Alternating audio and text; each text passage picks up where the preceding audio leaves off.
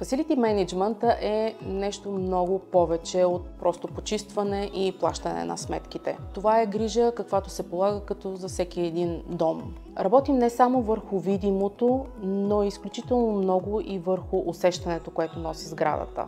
Постарали сме се да подсигурим всичко свързано с спокойствието и комфорта на живущите. Живата охрана, контрола на достъп, вентилация, ароматизация на сутерените, озвучаване на общите части. Вложени са изключително висококачествени материали, прецизна работа и перфектна поддръжка, което съвсем логично доведе до наградата за сграда на годината на 2020 година. Моята цел е живущите в Marvel House да се чувстват щастливи. За мен е изключително важна ежедневната комуникация с тях.